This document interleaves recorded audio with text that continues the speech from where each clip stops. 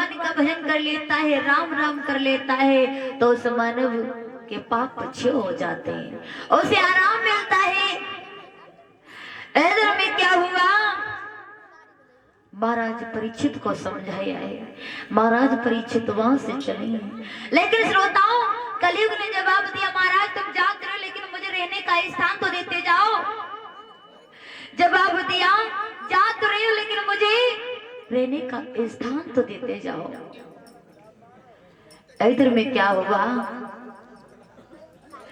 कलयुग महाराज ने इस तरीके से महाराज परीक्षित से बोला है, तो महाराज परीक्षित बोले हैं, ठीक है भैया तुम्हें रहने का स्थान चाहिए तो हम तुम्हें रहने का स्थान देते हैं। जवाब दिया, तुम कहाँ रहोगे। श्रोताओं महाराज परीक्षित ने कलयुग महाराज को स्थान कहाँ दिया है, सबसे पहले कि जहां पे जुएबाजी हो, तुम्हारे गांव में बहुत जुआ होता है, जहां पे जुएबाजी हो तुम वहां निवास करना। और दूसरा, जहां पे लोग शराब मदिरा मांस का सेवन करते हो तुम वहां पे वास करना। ऐदर में इस तरीका से समझाया है और जवाब दिया है कि जहाँ पे भैया भैया लड़ते हो तुम वहां पे वास करना, और जहाँ पे 4-5 लफंगा हो वहां पे तुम वास करना। और लास्ट में बताया है तुम्हें एक और स्थान देते हैं। जवाब दिया, तुम्हें एक और स्थान देते हैं, वो स्थान कौन सा है, जहां पे बताया है श्रोताओं कि तुम्हें वास दे रहे हैं सोने में वास करना। महाराज परीक्षित ने जवाब दिया है कलयुग महाराज से कि जाओ तुम्हें एक और हम स्थान देते हैं, सोने में वास करना। लेकिन श्रोताओं सोना भी 2 प्रकार का होता है। परीक्षित महाराज सोना भी 2 प्रकार का होता है, कौन कौन सा, किसको पता है, पता है किसी को सोना 2 प्रकार का कौन सा है।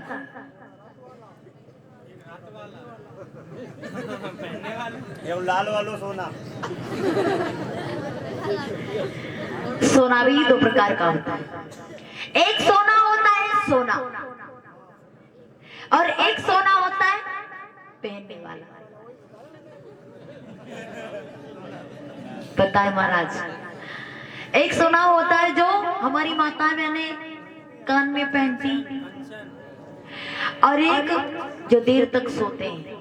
लेकिन श्रोताओं ऐदर में महाराज परीक्षित ने समझाया है, जवाब दिया है कि तुमको सोने में वास करना है। लेकिन श्रोताओं हुआ क्या, महाराज परीक्षित की बात को समझ नहीं पाए कलयुग महाराज। महाराज परीक्षित जो सोने का मुकुट लगाए हुए थे, इधर में जो सोने का मुकुट लगाए हुए थे, और कलयुग महाराज उसी में छलांग मार के बैठ गई है। लेकिन श्रोताओं जो ही उस मुकुट में बैठे हैं कलयुग महाराज, परीक्षित महाराज की बुद्धि काम नहीं कर रही है। महाराज परीक्षित वहां से चले हैं। इधर में जब महाराज परीक्षित वहां से चले हैं, भारी गर्मी पड़ रही है, उन्हें प्यास लगी है, और चलते चलते लोमस ऋषि के आश्रम में पहुंचे। इधर में चलते चलते लोमस ऋषि के आश्रम में पहुंचे हैं, जहां पे लोमस ऋषि भगवान का भजन कर रहे हैं, भगवान का ध्यान लगाए हुए भजन कर रहे हैं। लेकिन महाराज परीक्षित को ये नहीं पता था, क्योंकि उनकी दिमाग उनकी बुद्धि काम नहीं कर रही थी कि मैं क्या कर रहा हूँ और क्या मैं करने जा रहा हूँ। लेकिन श्रोताओं इधर में क्या देखा है,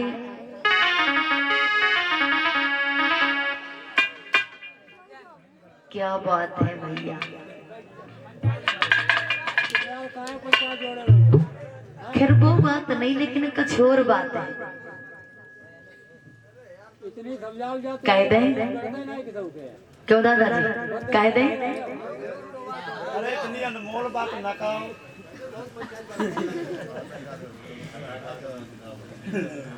बताइए, लेकिन एक नई बात देखिए, क्या देखिए कि हमारे भैया लोग जूता पहन के कथा सुन रहे हैं।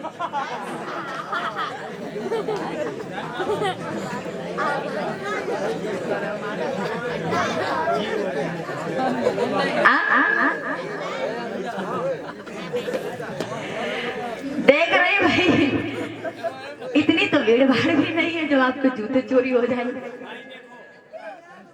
राज को राज रहने तो जी और जीने दो।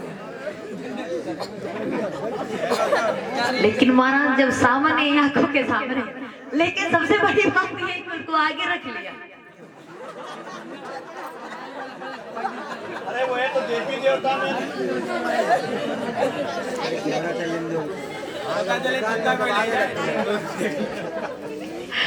लेकिन ये तो बात बड़ी नहीं बात है, विलक्षण बात है। क्या कि मैं तो देख रही हूँ कि चप्पल आगे रखी है, भगवान की कथा सुनी जा रही है। विचार के कहा ऐसा ना मेरी चप्पल भी चोरी हो जाए। बोली गोविंद भगवान की, बोली वृंदावन बिहारी लाल की। आनंद नहीं आ रहा है, बिल्कुल नहीं आ रहा है। सभी लोग तेजी से जयकारा लगाओ। हाँ, बड़ी कंजूसी कर रहे हो, शर्म की बात है। जैकी पार्टी जीती हुई का चिमटा दे दिया। चलो ठीक है, देखते हैं भाई किसके पार्टी जीतती है। महाराज जी ठीक है, तो पार्टी तो देख ले कौन किसकी है। महाराज जी तुम्हारी कौन सी है? हमारी बाय है छोटी ना महाराज अब बड़ी लीजिएगा, हमें छोटी पार्टी में रखना। ठीक, छोटे आदमी हम। मोदी पार्टी है सब या योगी की दल वह मोदी है या मायावती। ठीक है, देखते भाई मायावती जीतती है या मोदी। वैसे सरकार तो मोदी की चल रही है इस समय। पिक्चर रखियो, सरकार है सबका कॉलोनी मिली। सभी लोग ऊंचे ऊंचे, इधर वाले नहीं, इधर वाले माताएं बहने, पहले आप लोग बोले ऊंचे ऊंचे हाथ उठाओ और ऊंचे। दादा लोग आप भी तो इसी पार्टी में जो इधर बैठे हो, आप भी उठाओ। बोली गवा देवी मैया की, बोले शिरवाली मैया की। अब नीचे कर लो, इधर वाले।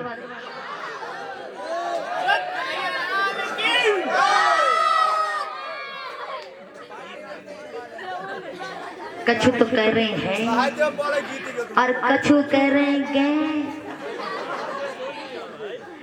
और कछु कह रहे जे। तू कह रहे हैं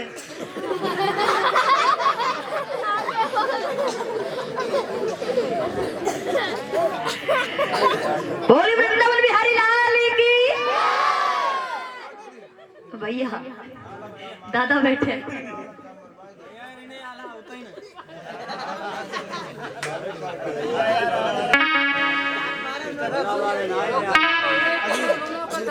कथा वाले हैं ढोला वाले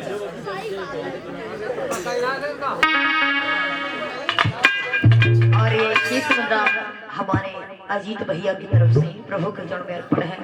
प्रभु से कामना है कि परिवार को मंगल में रखें, माँ सरस्वती सद्बुद्धि को प्रदान करती रहे। बोले गोविंद भगवान की, बोली वृंदावन बिहारी लाल की। इधर में महाराज परीक्षा जब चले और चलते चलते लोमस ऋषि के आश्रम में पहुंचे, जहाँ पे लोमस ऋषि भगवान का ध्यान कर रहे थे। इधर में क्या हुआ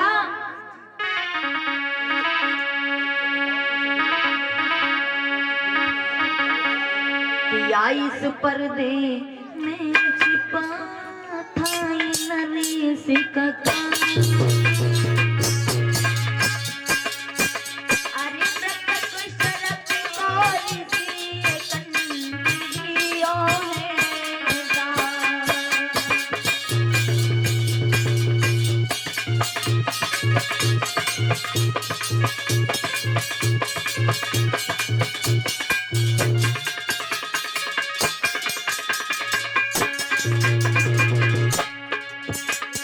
जो ही महलों में गया भूख धर्म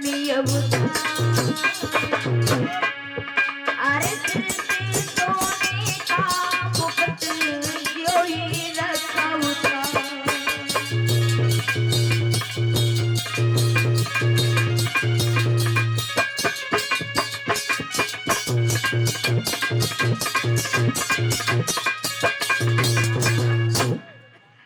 में महाराज परीक्षित ने क्या देखा है? एक मरा हुआ सर्प नजर में पड़ा है। महाराज परीक्षित ने क्या किया? उसी मरे हुए सर्प को लोमस ऋषि के गले में डाल दिया। महाराज परीक्षित जब लोमस ऋषि के गले में डाल दिया, इधर में महाराज परीक्षित चले हैं जब अपने महलों में पहुंचे हैं। इधर में जब अपने महलों में पहुंचे हैं, अपने मुकुट को जो ही उतार करके रखा है, तो महाराज परीक्षित की बुद्धि एकत्रित हो गई। इधर में जब बुद्धि एकत्रित हो गई, महाराज परीक्षित पश्चाताप करने लगे हैं कि मैंने ये क्या कर दिया, हमसे बहुत बड़ी भूल हो गई। इधर में महाराज परीक्षित विचार करने लगे कि हमसे बहुत बड़ी भूल हो गई। तब तक इधर लोमस ऋषि के चेलों ने देखा है तो दौड़ करके श्रृंगी ऋषि के पास में गए हैं। महाराज श्रृंगी ऋषि के पास में गए, जवाब दिया महाराज बहुत बड़ा अनर्थ हो गया। जवाब दिया कि महाराज बहुत बड़ा अनर्थ हो गया। इधर में श्रृंगी ऋषि ने जवाब दिया क्या हुआ? लोमस ऋषि के जो चेले थे उन्होंने बताया कि महाराज तुम्हारे पिता की गले में मरा हुआ सर्प महाराज परीक्षित ने डाल करके अपमान किया है। इधर में जब ये सुना है, श्रृंगी ऋषि ने जब सुना तो उन्हें क्रोध आ गया। उन्हें बहुत क्रोध आ गया कि महाराज परीक्षित की ये मजाल हुई कि मेरे पिता का अपमान किया है। श्रृंगी ऋषि दौड़ करके गई और जो ही दौड़ करके अपने पिता के पास में पहुंच के देखा कि मरा हुआ सर्प गले में पड़ा है। श्रृंगी ऋषि को बहुत क्रोध आया है, बहुत क्रोध आया। जवाब दिया ओ धन के मतवाले राजा, ओ माया मद के दीवाने, तेरे हाथों से है मौत लिखी।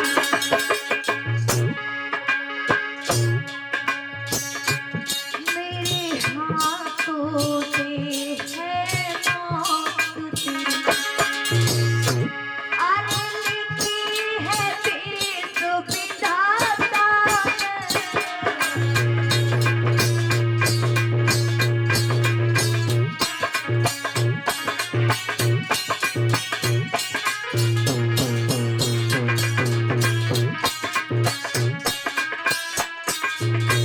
जवाब दिया महाराज परीक्षित, तो मैं इतना बड़ा विमान हो गया।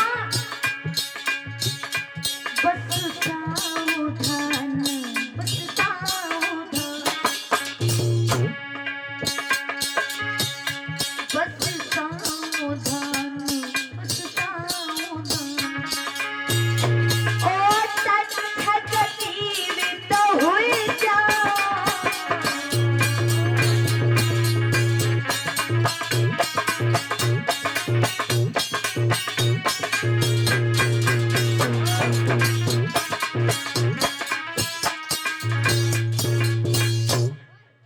इधर में महाराज परीक्षित को श्रृंगी ऋषि ने हाथ में चल लिया। जवाब दिया अरे धन के मत वाले दीवाने राजा, तुझे इतना बड़ा अभिमान हो गया जो तूने मेरे पिता का अपमान किया है। जा मैं तुझे शाप देता हूँ कि आज के 7वें दिन तुझे यही तक्षक नाग ढसेगा, जिससे तेरा प्रणाम तो हो जाएगा। इधर में जब ये सुना है, महाराज लोमस ऋषि की आंखें खुल गई। महाराज लोमस ऋषि की जब आंखें खुल गई, जवाब दिया बेटा ये तुमने क्या कर दिया? बहुत बड़ा अनर्थ कर दिया है। श्रृंगी ऋषि ने जवाब दिया पिताश्री मैं क्या करता, क्योंकि यही राजा तुम्हारे गले में मरा हुआ सर्प डाल करके तुम्हारा अपमान किया है। इतना इसे घमंड हो गया जब तुम्हारा अपमान किया है, इसलिए मैंने उसे श्राप दे दिया है। लोमस ऋषि ने जवाब दिया बेटा ये तुमने क्या किया? बहुत बड़ा अनर्थ कर दिया। जाओ अगर तुमने श्राप दे दिया है तो महाराज परीक्षित को संकेत कर दो। जवाब दिया, अगर तुमने श्राप दे दिया है तो महाराज परीक्षित को संकेत कर दो। इधर में जो ही जा करके महाराज परीक्षित को संकेत किया है। महाराज परीक्षित को जब ये पता चला है कि मुझे श्राप लगा है, इधर में महाराज परीक्षित चले हैं अपने राजसी वस्त्रों को उतार करके गंगा नदी के किनारे, जहाँ पे व्यास नंदन श्री सुखदेव महाराज 88,000 संत महात्माओं को कथा सुना रहे हैं। इधर में महाराज परीक्षित मैया निवल को लेकर के उसी गंगा की रवड़ रेती में कथा सुनने लगे। बोलिए गोविंद भगवान की, बोलिए वृंदावन बिहारी लाल की। तो अजय दोबार भगवान का नाम।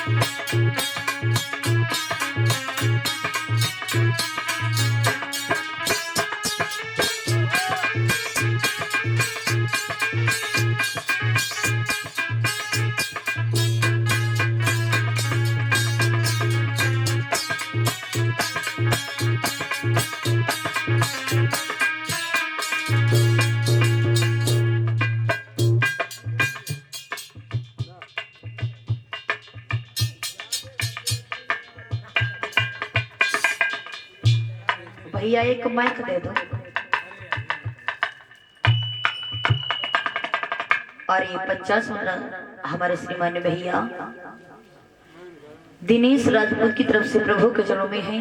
प्रभु से कामना करती हूँ कि परिवार को मंगल में रखे। और खैर धीरज रखो, सुनाएंगे लेकिन लास्ट में सुनाएंगे। आरती होने के पहले सुना देंगे, उसके बाद में आरती करवा देंगे। क्यों महाराज परीक्षित? सही है।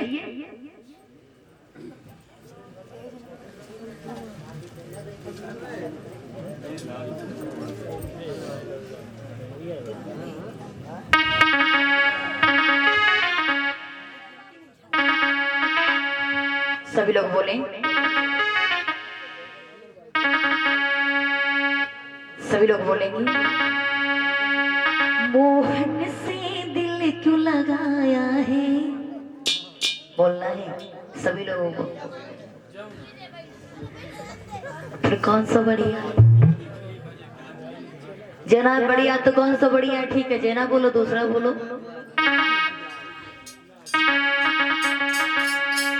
वो मुरली बजे कदम के नीचे जियारा।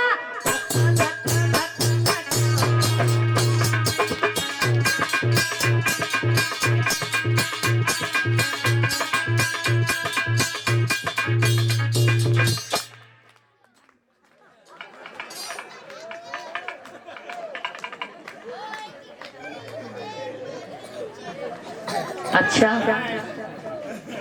बोलो, माता मैंने बोलती क्यों नहीं हो? हाँ, ऐसे आनंद नहीं आ रहा है, बोलो। बोलिए राधा भक्त श्याम से कि हे कन्हैया, हो मुरली बजे कदम के नीचे जिया राधा।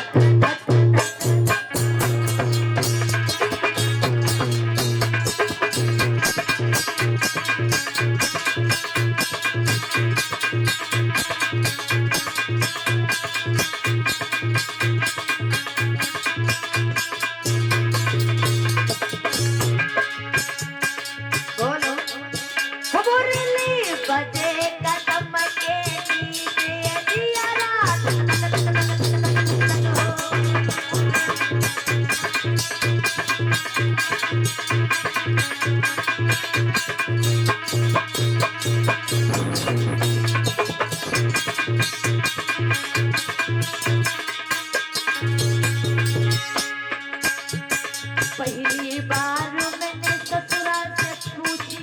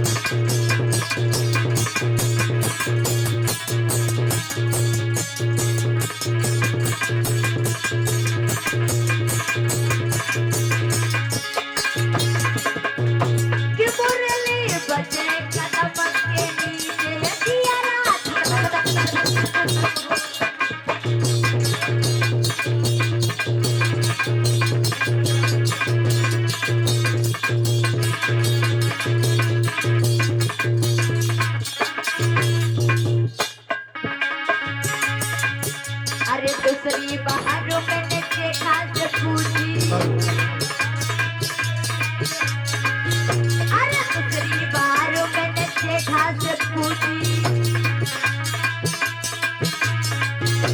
ये बहना मेरी, ये दीदी मेरी, ये बहना मेरी जान न जितनी देगी दिया रात।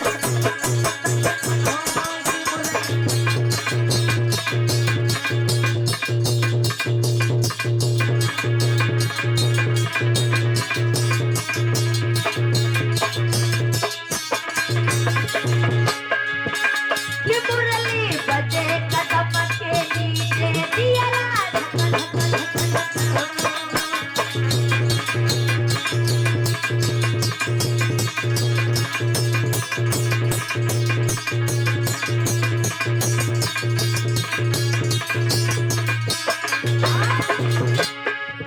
अरे तीसरी बार मैंने देवरा से पूछी, तीसरी बार मैंने देवरा से पूछी, बहना मेरी, ये जीजी मेरी, ये बहना मेरी जान निकरानी है कि दिया रात। मुरली बजे कदम के नीचे दिया रात। धक धक धक धक मुरली बजे कदम के नीचे मुरली बजे नाक के कन पे दिया रात। धक धक धक धक मुरली बजे नाक के कन पे दिया रात। धक धक धक धक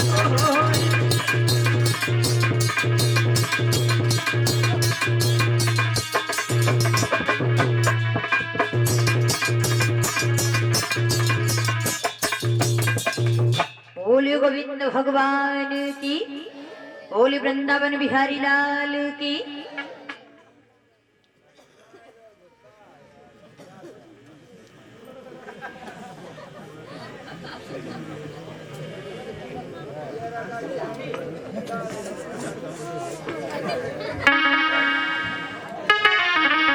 तो आ जाइए श्रोताओं, गौर करते हैं प्रसंग की ओर। इधर में व्यास नंदन श्री सुखदेव महाराज ने समझा करके जवाब दिया है कि धीरे धीरे समय व्यतीत हो रहा था। एक समय की बात है, हम तुम्हें वो कथा सुनाते हैं महाराज अजामिल की। अजामिल कैसा था, कितना बड़ा पापी दुराचारी था, आज हम तुम्हें उसके बारे में बताए हैं। लेकिन श्रोताओं याद रखना, क्योंकि जो भगवान की कथा होती है इसमें राम का नाम होता है, वो कभी व्यर्थ नहीं जाता है। बताया है कि वृथा जाए जन सभी और वृथा न जाए धन धाम, वृथा न जाता है कभी नारायण का नाम। क्योंकि श्रोताओं दुनिया में कोई चीज काम नहीं आती, लेकिन प्रभु का वो नाम है। मानव कितना बड़ा भी पापी हो, दुराचारी हो, अगर भगवान का नाम ले लेता है तो उसके पाप क्षय हो जाते हैं। इधर में व्यास नंदन श्री सुखदेव महाराज ने बताया है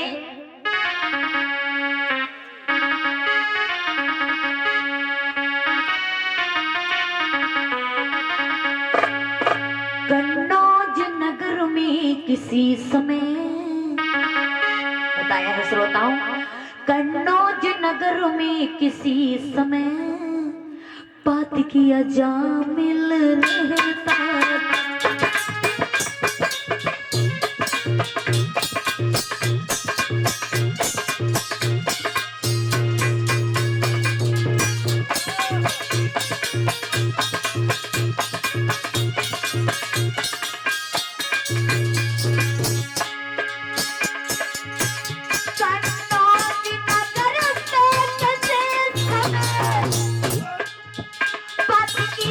अच्छा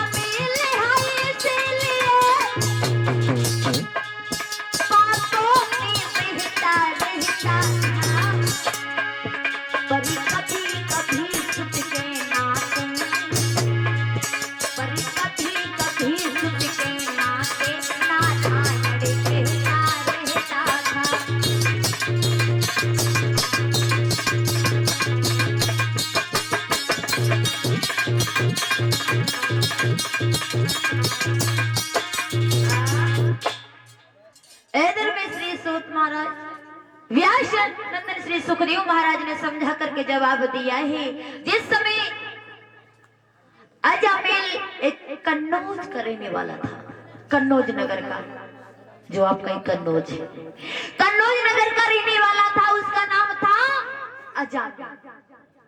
लेकिन श्रोताओं, बहुत बड़ा पापी दुराचारी था, क्योंकि उसके 4 बेटे हैं।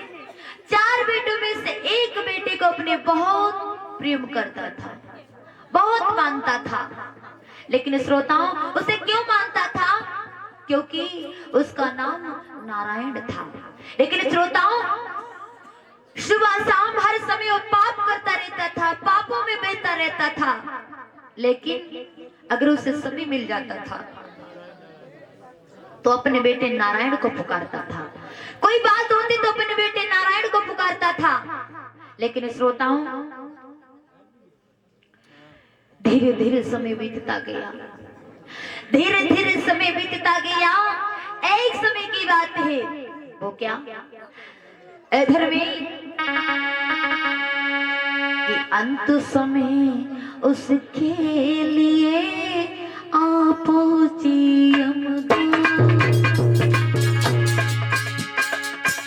अरे उन्हें देख दिखने कहा ओ नारायण।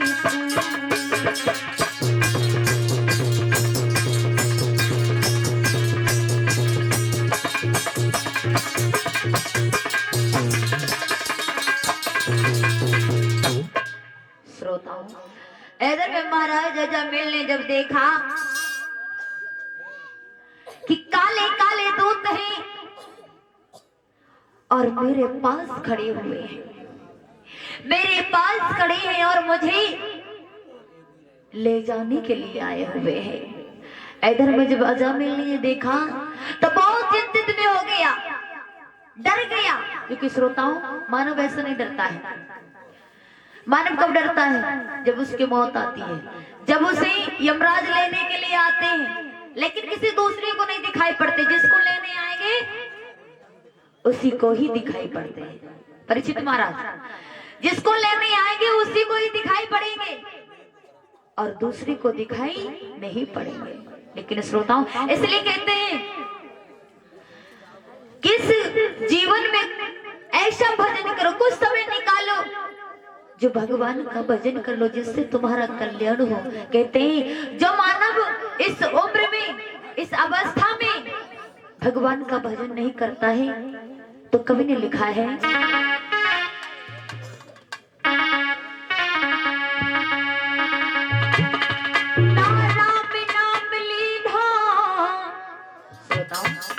कहते हैं कवि महाराज, नाराम नाम लीधा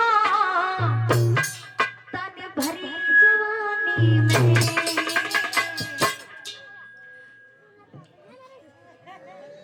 तू डूब के मर जा रे चुल्लो भर पानी में।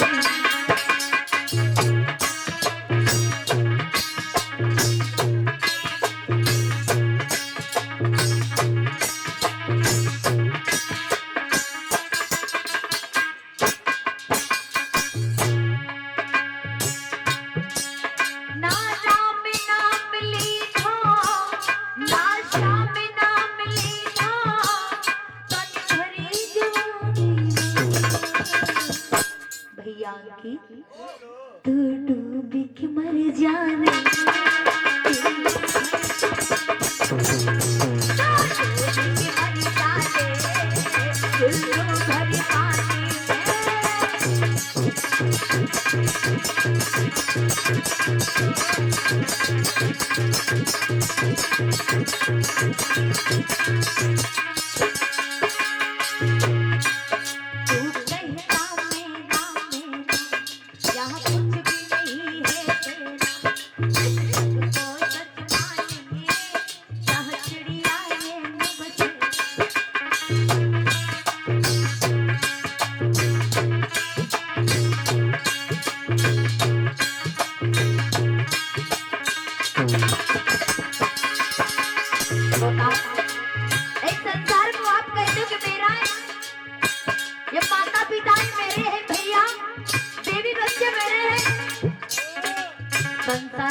कोई किसी का नहीं है।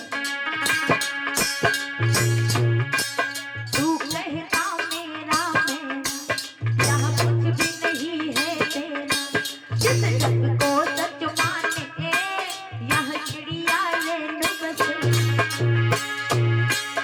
पानी कब भूला है, पानी कब भूला है, चाहे वो पानी में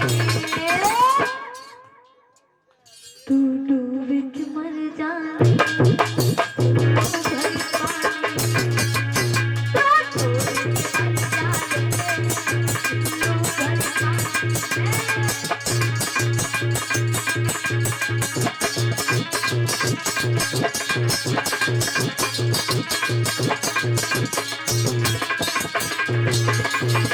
क्या बात है, सभी लोग बोलो कहना है। पर सच्ची भक्ति है, भक्ति में शक्ति है, भक्ति से ओ भैया मिल जाएगी मुक्ति है।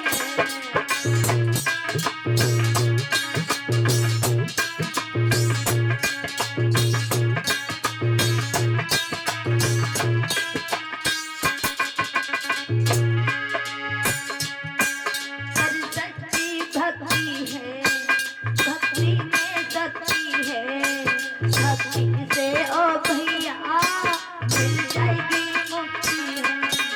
तन माला बन खोयो, तन माला बन खोयो, अरियाना पानी में तू डूबी के मर जाए।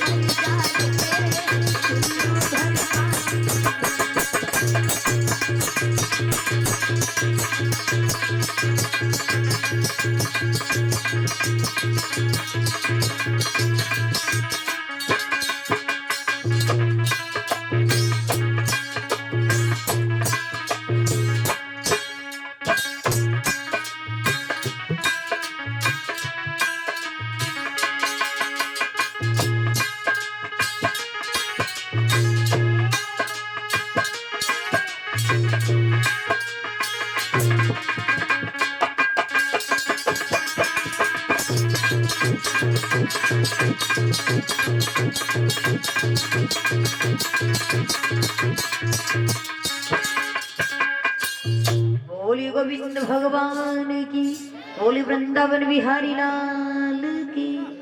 इधर में व्यास नंदन श्री सुखदेव महाराज ने समझा करके जवाब दिया है।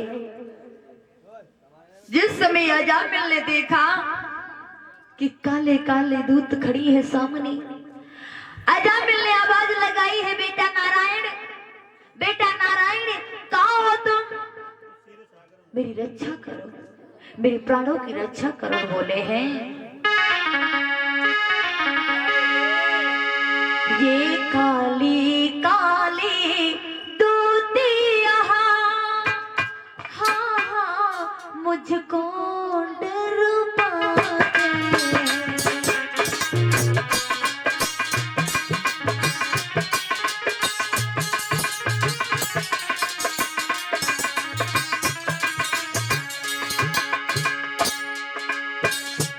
ये काली काली दूतिया, हाँ मुझको डर पाते।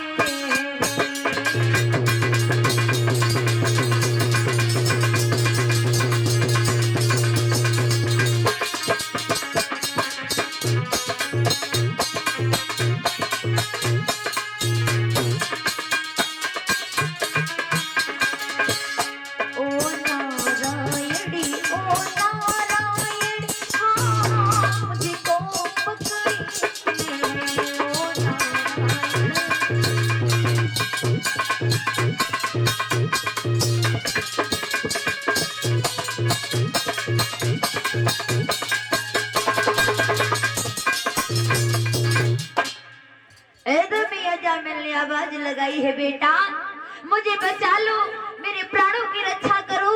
ये काले काले दूत हमारे सामने खड़ी है, मुझे पकड़े ले जा रही है।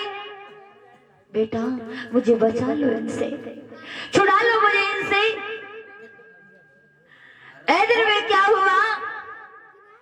जब ये सुनाए है, अजामिल की आवाज को जब सुनाए है, लेकिन श्रोताओं अभी तक आपने ये नहीं जाना कि वो नारायण कौन था। वो नारायण कौन था? परीक्षित महाराज। क्योंकि अजामिल के पुत्र का नाम नारायण था, लेकिन नारायण किसका नाम था? भगवान का। भगवान का नाम ही नारायण है, क्योंकि वो अपने बेटे को नहीं, भगवान को याद करता था। क्योंकि